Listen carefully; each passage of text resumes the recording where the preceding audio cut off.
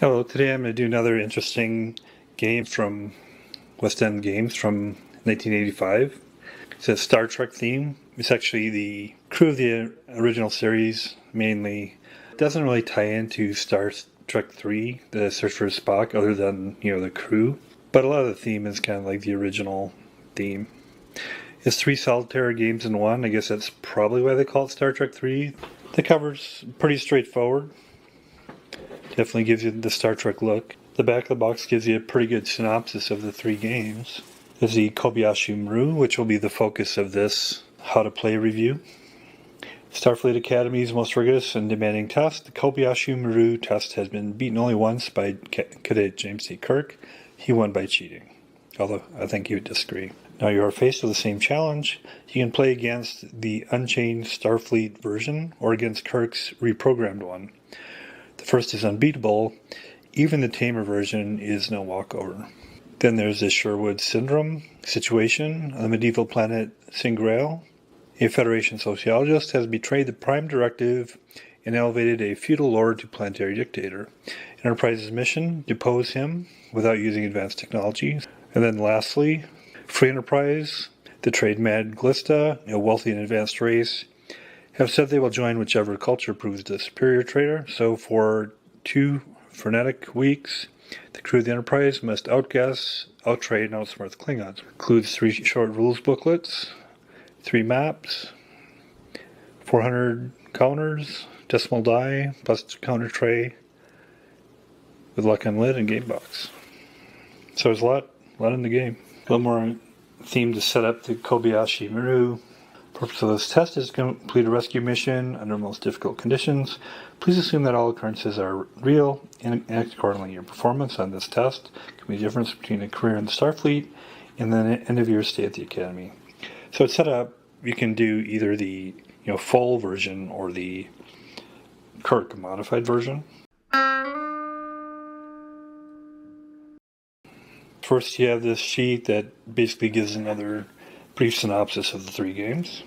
And then each of the games has, a full set of rules and a map. And Sherwood Syndrome, the rules look fairly straightforward, and it's got 12 pages in the rule book, but most of that is paragraphs. The premise is they basically go to another planet that's similar to Earth in the past. Because either you got Scotty with a mustache, and they're you can tell it's more from kind of the Star Trek 2 ages. Here's the map, not a huge map, but a lot going on there. Very colorful. The other one, Free Enterprise, full rule set. This time 8 pages because it doesn't seem to have paragraphs. Map is fine. Looks like there's some aspects of setting up the shuttles. And then there's the Kobayashi Maru, which we'll go into in detail, of course. Then here's the tray. It comes with a nice interference fit cover on it, which is not good. It's got what they call decimal dice. It's a 20-sided dice with zeros and ones, etc. listed twice, obviously. Always interesting what they do with dice in these games. It's nice, but it doesn't, you don't get the colored, numbers and that pop out, or I guess 10-sided dice must not have been super popular at that time, so maybe they weren't readily available. Same with that. So this was an interesting thing looking at these older games.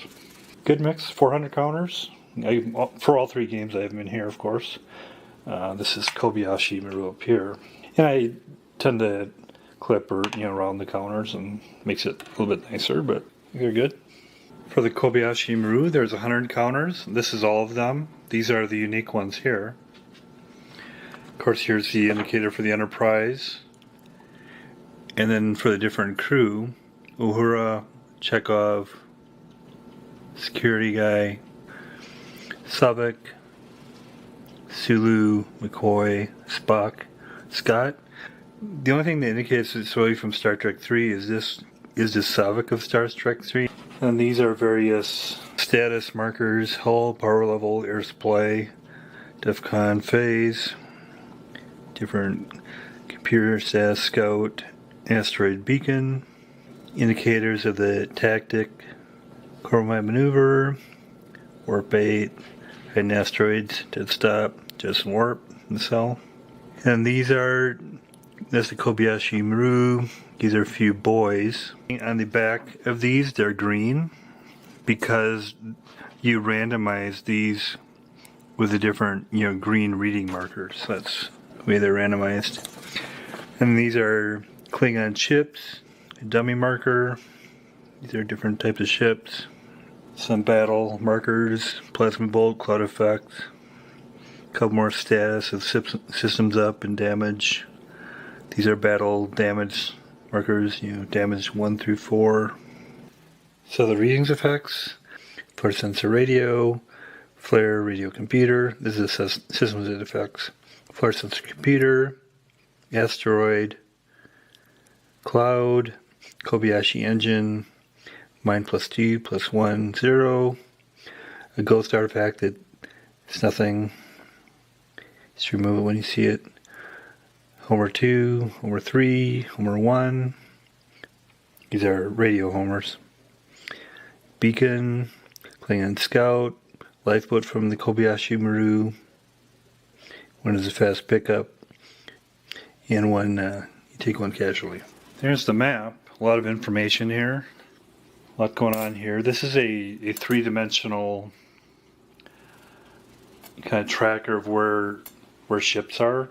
So the 1 through 4 are Z coordinates, and then of course it's X and Y. And it has asteroids and clouds in it, and this discusses that. And the ship moves along these grids, the Enterprise and also the Klingons.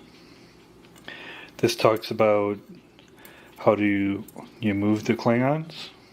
This is the display looking at from the bridge, looking at the screen. This is like the tactical display on the bridge. These are Klingon tactics, which will indicate what they're doing, obviously. And this is the status of the starship. These are the various crew, of course. These are status indicators of different elements: sensors, radio, computer, warp, shields, life support, photon, shields again, phasers, impulse. This shows how you randomize the effects that happen during various damage in the aft, port, forward, and starboard. And this is a indicator of the power level in the hull and the air. And the Kobayashi Maru air indicator is also on here. The map is 17 by 22, and like I said, it's kind of a thickish poster paper. And lastly, it's in the rules, but you can cut it out. On the last page, there's this Kobayashi Maru master chart, which is critical for the game. Also, chart shows sequence of play and track it, and these are various effects on the Kobayashi Maru. To win, you must find the Kobayashi Maru, rescue any of its lifeboats, which happen to be on the board, then exit the board intact. To find the Kobayashi, you must first find its boys, which lead you to the wrecked ship. So showing setup here, which is shown in this section. First of all, there's the Kobayashi Maru marker and then 3 boys, and they have green on their back. And you set those aside, and you take all the green markers and all the red ones. The greens are sensors, and the red are Klingon ships. And you put them in a cup, mix them up, and then you draw 17. Set those aside. You take the 1 boy marker, which has a green back, put it, I'm not sure which one it is, but you put it on its back so you don't see what it is. And then you mix without seeing what they are, you set out the 17 so you don't see what they are. Set them out, mix the 1 boy mark in with them, and then you randomly put them on the board here. So you have 18 total. You randomize at the levels. So you roll, 10-sided, see where it goes here, 10-sided, see where it goes there. On the fourth level, you put one green marker and one red one. The third level, you randomize and you do 2 green, 2 red. Second, 3 green, 3 red. And then on the top, you do the remainder. And if you need to have at least 6 of the green and 6 of the red. If you don't, you add until you get 6 of each at least. If any of the Klingons are in cloud scores, you move them so they're not. And then you don't want any Klingons on top of each other. And then on the first level, you randomize again the X and Y to place where the Enterprise is. And you don't want it to land on the square with a reading or a Klingon. If you do, you roll again. Then you set up the Enterprise display, put the crew members in their stated locations, put the power level, put the hull level, put the Kobayashi air supply level on the place on the record track. Set the DEFCON marker to level 1. Then you put the phase indicator in the first phase. Get into play. A couple turns into it here. So on the master chart, so there's also a little bit of, or significant amount of air on the Kobayashi Maru based on the rolls on the master chart. And I've been moving around here and uncovered a few readings as far, ran into a flare, but I was protected from that in my choices here, so I'm okay. Had combat with a destroyer, but I was able to defeat him. And also on the couple of the rolls of the master chart, the Klingons have moved up. The third level moved up to 2 and 2 moved up to 1, so there's a few up here enemy combating. So I haven't really taken any damage yet. We'll get set up for a turn here. First of all, movement. So I have warp up, so I'm going to move 4. So I'll go in with a sensor here. Do a reading of that. And it's a mine, unfortunately. Encountered a mine, so that'll go in the tactical display. Then we randomize where that goes. 5 and 3. 5, 3. To get the number of damage hits done, it's a +1 mine, and it's on a damage of 1, so there's 2 damage rolls. 2 damage rolls, but all the shields are up, and while the shields are up, it absorbs 2 of the damage rolls, so it doesn't have an effect. Survive the mine, and now we go, again we're going by the sequence of play here. Having a lot of systems up then gets you, when you go to the master chart, because you subtract 3 from the number of systems you have up, and you add that to the die roll. So that's the disadvantage of having a lot of systems up. And I have a lot of systems up. Systems I have up are 1, 2, 3, 4, 5, 6, 7, 8, 9, 10, 11, 12. So I get all the systems up. I'll subtract 3 from that. It gives me 9. And then I'm currently at DEFCON 2. I started at 1, but then in a master chart roll I got up 1 more. So I'll look in that column. Rolled an 8. So obviously 8 and 9 is 11 or more. 1A. 1 is randomized 1 chit into level 4. So I'll do that. Randomly draw 1. Put on level 4. Here's the location 0, 1. She's right there. And then A, activation, roll for the level. 4, it's on level 3. There's none on level 3. And there are no active or inactive Klingons on level 3, so nothing happens. But then also I get the arrow indicator, and that means I increased DEFCON by 1, which isn't good. So now I'm at DEFCON 3. Next step then is move active Klingons and Klingons on your level with clear path. I don't have any active Klingons on the other levels, so they don't move. But I do have them on this level, and they can move 2. I actually have 2 here, and they're going to be moving right here with the Enterprise to engage them. And you take the shortest clear path that's not clouds, so this will move. And there are Klingons in my square. I will move them to the tactical screen. First I'll see what they are. 2 cruisers. I randomize where they are.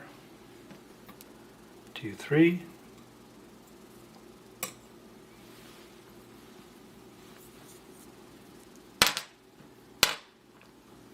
And 7, 3.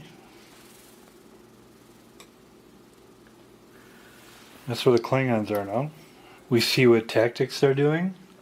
They're both cruisers, and now we look at the Klingon tactics chart.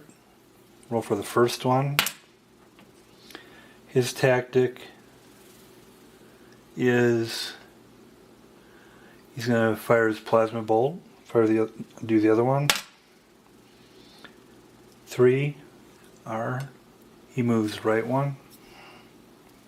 So he'll move right 1. He's going to fire a plasma bolt. As far as the plasma bolt, that won't detonate till next turn. Phaser fire. I'm going to put a phaser fire of... They have a defense factor of 4. And he's in a +1 spot, so he's going to do a... He's going to power of 3 to the laser. So we take away 3 spots there.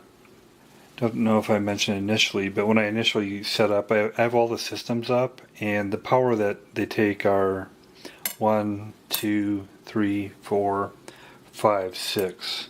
It indicates the power, so that got me down to 14 initially. And after the laser firing, the damage is captured on the Klingon ships with these damage markers. And we would note that on the counters, so you have your +1, this is the increased amount to damage, and 4 is your defense. That's the amount of damage they have to take before they're gone. And then the Klingons fire. They both are cruisers that have +1 to their firing. This one is on the 1, so it 1 + 1, 2. The Enterprise has all its shields up though, and when they have all their shields up, they can reduce the number of attack rolls by 2, so he won't get any through the shield. This one, however, is a +1 and he's on a 2. He's got 3 die rolls and the shields only take 2, so one will get through. Looking on the master chart here, so we go to the correct DEFCON level, make a roll.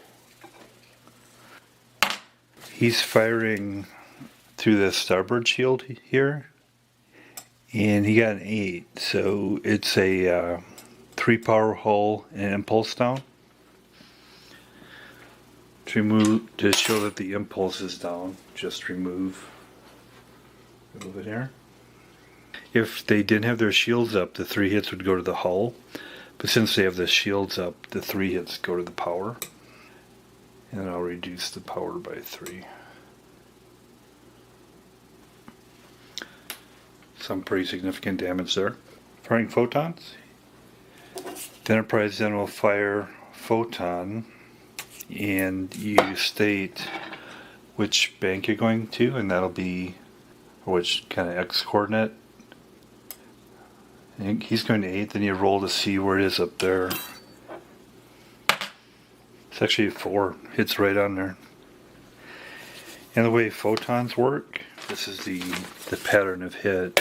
So if they hit right on, it's 6 damage, and then one's not diagonal, but next to it are 3. So he takes 6 damage. So he's going to be gone. I'll put a D4 because 4 is as much damage as he needs to be gone. The Klingons are gone now. So we'll remove them from the ship, from the screen. The plasma bolt's still there though.